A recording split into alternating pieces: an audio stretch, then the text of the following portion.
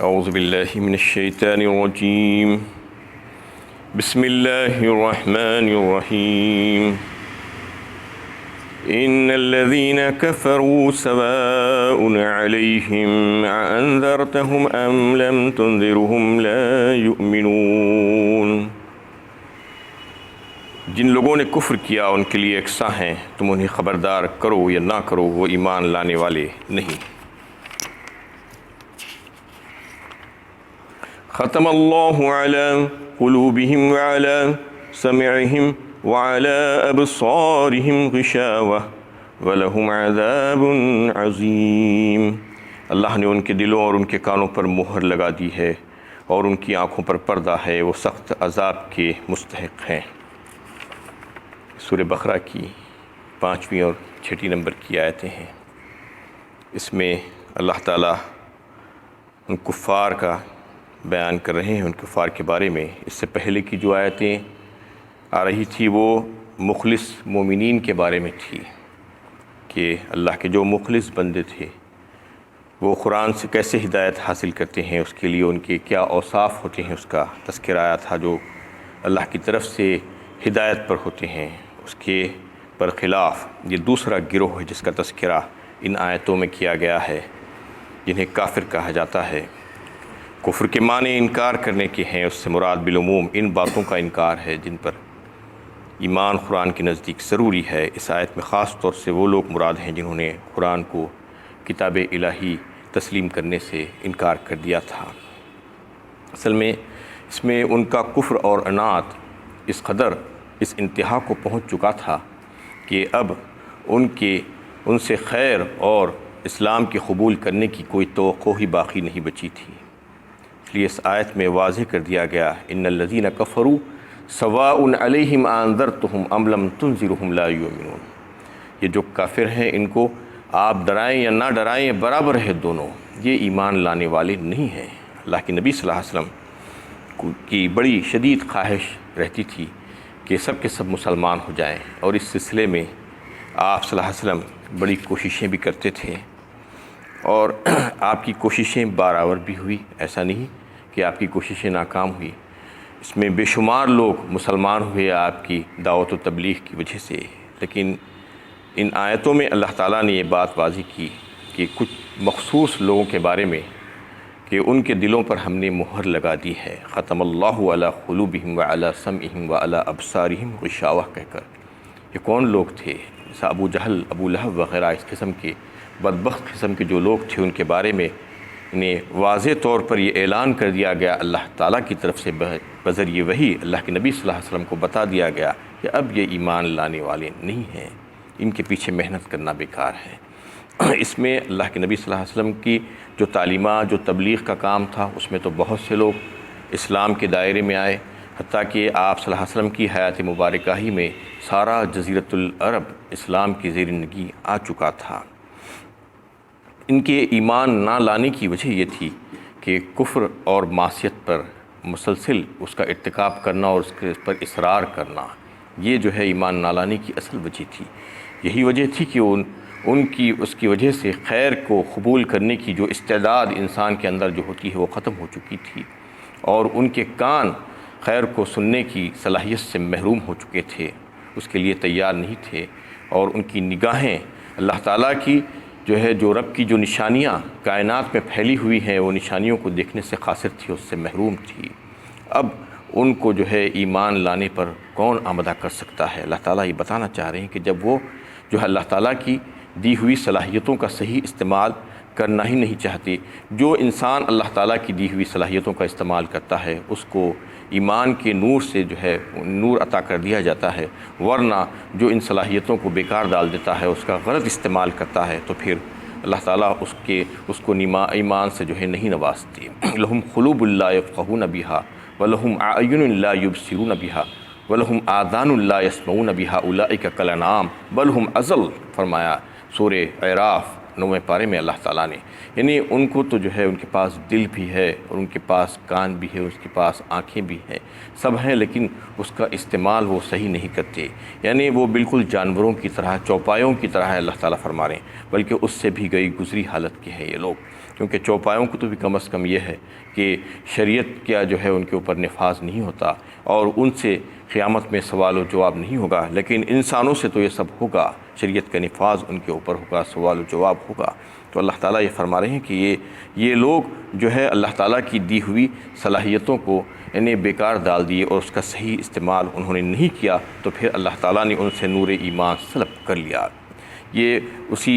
جو ہے حدیث کا مصداق ہے کہ وہ اس کے برعکس جو مومن کے تعلق سے اللہ کے نبی صلی اللہ علیہ وسلم نے جو فرمایا کہ مومن بندہ جب کوئی گناہ کرتا ہے تو اس کے دل پر ایک سیاہ دھبا پڑ جاتا ہے، اور پھر جب وہ اپنی گناہ سے باز آ جاتا ہے اور توبہ کر لیتا ہے اللہ تعالیٰ سے، تو پھر وہ سیاہ دھبا صاف ہو کر پھر سے وہ پہلے کی طرح صاف و شفاف ہو جاتا ہے اس کا دل۔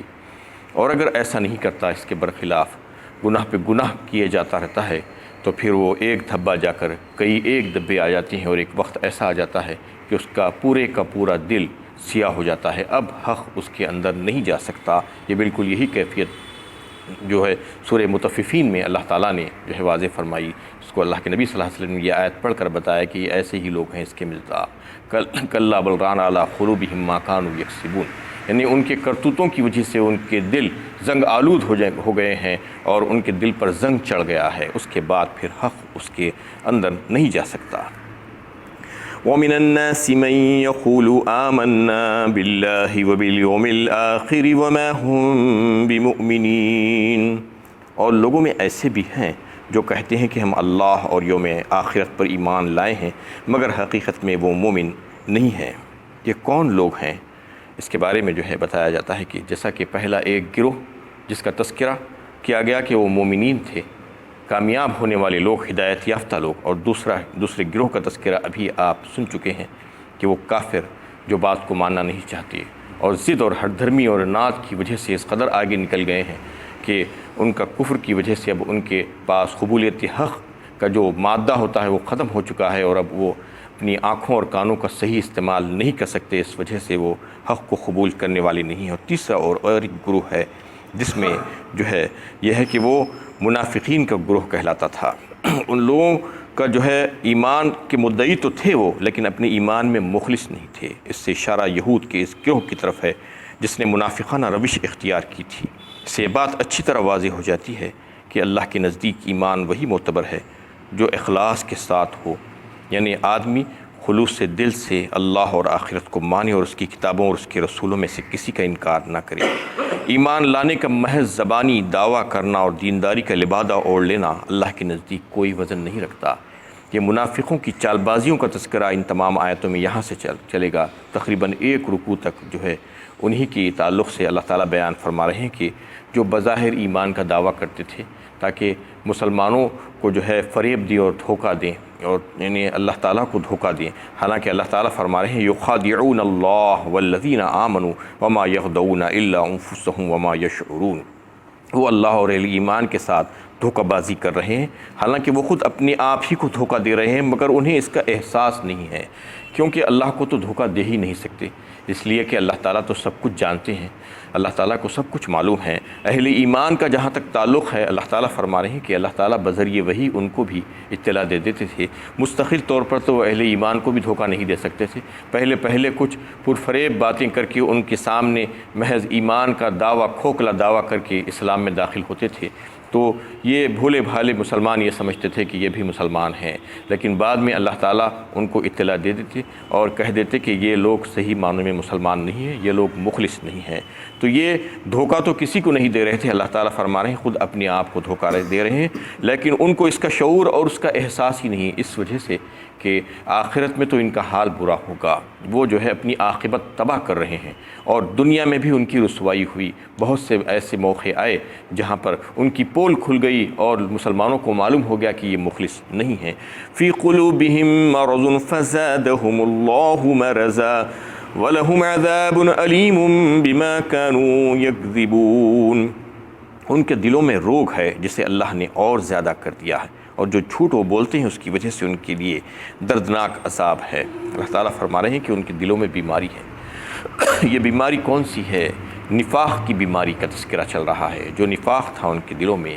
دل میں ایمان نہیں تھا، بظاہر ایمان کو جو ہے لوگوں کے سامنے پیش کرتے تھے کہ ہم بھی ایمان والے ہیں، تو اللہ تعالیٰ فرماتے ہیں کہ یہ بیماری ایسی ہوئی کہ مزید اس میں اضافہ ہی ہوتا گیا۔ یہ اس وجہ سے بھی ہوا کہ اللہ تعالیٰ ایسے لوگوں کو مزید ڈھیل دیتے جاتے ہیں، اور وہ خود اپنی اصلاح نہیں کرتے اور یہ سمجھتے ہیں کہ ہم جو کر رہے ہیں بہت اچھا کر رہے ہیں، لوگوں کو معلوم بھی نہیں ہو رہا ہے، لہٰذا وہ ان کی بیماری مزید بڑھتے ہی جاتی ہے، اور یہ اس وجہ سے ہوتا ہے کہ یہ جھوٹ بولنے والے لوگ ہیں۔ اس لیے اللہ کے نبی صلی اللہ علیہ وسلم نے فرمایا کہ نفاق کی جو بیماری ہے اس کی علامتیں 4 علامتیں بتائی، اس میں سے ایک علامت جھوٹ بھی ہے۔ جھوٹ سے بچنے کے لیے مسلمانوں کو کہا گیا ہے کہ 1/4 نفاق جو ہے ثابت ہوتا ہے اگر کوئی جھوٹ بولتا ہے۔ دھوکہ دہی، جھوٹ بولنا، اور کسی کے مال میں خیانت کرنا، اور کسی کے ساتھ جھگڑا ہو جائے تو گالی گلوچ کرنا اور مغلظات بکنا، یہ 4 علامتیں ہیں منافقوں کی۔ اللہ کے نبی صلی اللہ علیہ وسلم نے حدیث میں یہ بات واضح فرمائی۔ تو یہ اگر جھوٹ بولتا ہے تو اس کا مطلب یہ ہے کہ 1/4 وہ منافق ہو گیا ہے عملی طور پر۔ تو اس میں ان لوگوں کے تعلق سے کہا گیا کہ وہ دھوکہ دینے کی کوشش کرتے لوگوں کو، اور جھوٹ بول کر لوگوں کو پھرانے کی کوشش کرتے۔ وَإِذَا قِيلَ لَهُمْ لَا تُفْسِدُوا فِي الْأَرْضِ قَالُوا إِنَّمَا نَحْنُ مُصْلِحُونَ، جب ان سے کہا جاتا ہے کہ زمین میں فساد برپا نہ کرو تو وہ کہتے ہیں کہ ہم تو اصلاح کرنے والے ہیں۔ أَلَا إِنَّهُمْ هُمُ الْمُفْسِدُونَ وَلَكِنْ لَا يَشْعُرُونَ، خبردار یہی لوگ ہیں جو فساد پھیلانے والے ہیں لیکن انہیں اس کا احساس نہیں ہے۔ اور ایک خرابی ان کی اللہ تعالیٰ یہ بیان فرما رہے ہیں، جو اصلاح کی ضد ہے فساد، یعنی زمین میں جو ہے اللہ تعالیٰ کی نافرمانی جب ہوتی ہے، کفر اور معصیت ہوتی ہے تو فساد فی الارض ہوتا ہے، زمین میں فساد پھیلتا ہے، اور اطاعت الہی سے امن و سکون ملتا ہے سارے لوگوں کو۔ اس میں وہ لوگوں کی جو خرابی تھی اس کا بیان اللہ تعالیٰ فرما رہے ہیں کہ فساد فی الارض کرتے تھے۔ جب ان سے کہا جاتا کہ فساد فی الارض مت کرو، اللہ تعالیٰ کی فرمانبرداری کرو، تو کہتے کہ ہم تو فساد کرنے والے نہیں ہیں بلکہ ہم تو اصلاح کرنے والے لوگوں میں سے ہیں۔ قالوا انما نحن مصلحون، جبکہ منکرات کو جو ہے وہ لوگ فروغ دینے والے لوگ تھے، اللہ تعالیٰ کی جو حدود تھے وہ حدود کو پامال کرنے والے لوگ تھے، جھوٹ بولنے والے لوگ تھے، ایمان دل میں نہیں ہے، ایمان کا اعلان کرتے تھے اور لوگوں کے سامنے جھوٹ بول کر مسلمانوں کی صفوں میں داخل ہو گئے تھے۔ یہ تمام برائیاں ان کے اندر تھی، اس وجہ سے فساد فی الارض ان کی طرف سے پھیلتا تھا، لیکن اس کا احساس ان کو نہیں تھا۔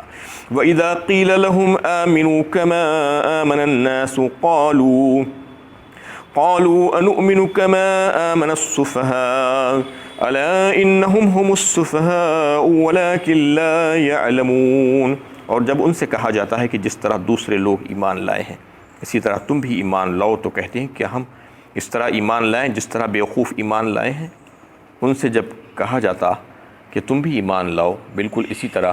جیسا صحابہ کرام نے ایمان لایا تھا، صحابہ کرام کو وہ لوگ بیوقوف کہتے ہیں، اور آج کے بھی ایسے منافقین ہیں جو صحابہ کرام کے تعلق سے ایسی ویسی باتیں کرتے ہیں، حتیٰ کہ یہاں تک بھی کہتے ہیں کہ وہ انہیں ایمان کی دولت سے ہی محروم تھے۔ نعوذ باللہ، ایسا کہنے والوں کا حال کیسا ہوگا ان کو خود اندازہ کر لینا چاہیے۔ صحابہ کرام کے تعلق سے ایسے باتیں کرنا، اللہ تعالیٰ ان کی تردید فرمائی اور کہہ دیا گیا کہ یہ لوگ تو ایسے تھے، صحابہ کرام کا معاملہ، کہ وہ لوگ اپنی جانوں اور مالوں کو ہمیشہ قربان کرنے کے لیے تیار رہتے تھے، کبھی بھی انہوں اللہ کی راہ میں جان اور مال کو قربان کرنے سے دریغ نہیں کیا۔ یہی اصل معنوں میں سچے مومن تھے، کیونکہ جب کسی خاص مقصد کے تحت اپنی دنیاوی مقصد کو قربان کرنا ہوتا ہے تو یہ بیوقوفی نہیں ہے بلکہ عین عقل مندی ہے اور سعادت ہے، اور یہی سعادت مندی کا ثبوت صحابہ کرام نے دیا۔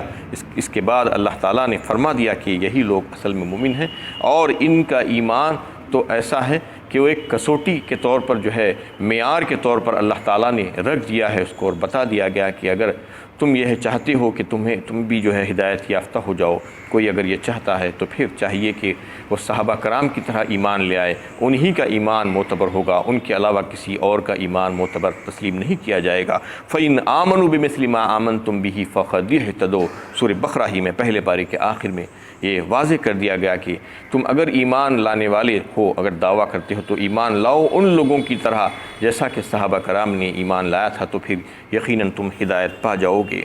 الا انہم هم المفسدون ولکن لا یشعرون، تو وہ لوگ جو ہے صحابہ کرام کو بیوقوف کہا انہوں نے۔ وَإِذَا لَقُوا الَّذِينَ آمَنُوا قَالُوا آمَنَّا وَإِذَا خَلَوْا إِلَىٰ شَيَاطِينِهِمْ قَالُوا إِنَّا مَعَكُمْ إِنَّمَا نَحْنُ مُسْتَهْزِئُونَ، خبردار، بیوقوف در حقیقت یہی لوگ ہیں لیکن جانتے نہیں ہیں۔ جب یہ اہل ایمان سے ملتے ہیں تو کہتے ہیں کہ ہم ایمان لائے ہیں، اور جب علیحدگی میں اپنے شیطانوں سے ملتے ہیں تو کہتے ہیں کہ ہم تمہارے ساتھ ہیں، ان لوگوں سے تو ہم مذاق کر رہے ہیں۔ اس میں اللہ تعالیٰ نے واضح فرما دیا کہ بیوقوف وہی لوگ ہیں جو اس قسم کی حرکتیں کر رہے ہیں۔ جو لوگ ایمان کی خاطر اپنی جانوں اور مالوں کو اللہ کی راہ میں خرچ کر دیا ہے، وہ لوگ بیوقوف نہیں ہیں بلکہ وہ تو بڑے سعادت مند لوگ ہیں، ان کا ایمان بہت زیادہ معتبر ہے۔ اور یہ لوگ جو کر رہے ہیں کہ اپنے قریب کا فائدہ دیکھ رہے ہیں اور دور کی جو باتیں ہیں اس کو نظر انداز کر دے رہے ہیں، اور آخرت کے مقابلے میں دنیا کی جو نعمتیں ہیں، دنیا کی جو چیزیں ہیں اس پر فریفتہ ہیں، اور لوگوں سے ڈرتے ہیں، اللہ سے نہیں ڈرتے، تو یہ احمق نہیں تو اور کیا ہو سکتے ہیں؟ یہی احمق اور یہی بیوقوف ہیں۔ صحابہ کرام تو بڑے عقل مند اور سمجھدار لوگ تھے، اور یہ جو ہے یہ کرتے ہیں کہ اپنے جو ساتھی ہیں، اپنے جو سردار ہیں، ان سے جب ملتے ہیں، شیطان کہا ان کو اللہ تعالیٰ نے، شیطان کہ اس لیے کہا کہ وہ لوگ ایسے ہی شیطانی کام کر رہے تھے۔ ان کے جو سردار تھے، یہودیوں کے جو سردار تھے، کفار قریش جو تھے اور دیگر جو لوگ ان کو اکسا رہے تھے یہ کاموں کے لیے، تو وہ ان سے ملتے تو کہتے کہ ہم تمہارے ساتھ ہیں، جب مسلمانوں سے ملتے تو کہتے کہ ہم تمہارے ساتھ ہیں، ہم تو ایمان والے بندے ہیں۔ انہیں دیوار پہ کی بلی بنے ہوئے تھے، جہاں جس سے مل لیتے اس سے کہتے کہ ہم تمہارے ساتھی ہیں۔ جب اپنے سرداروں سے ملتے، اپنے شیطانوں سے ملتے تو وہاں جا کر یہ کہتے کہ ہم تو مسلمانوں سے مذاق کر رہے تھے، اصل میں تو ہم تمہارے ہی ساتھی ہیں۔ وآخر دعوانا الحمدللہ۔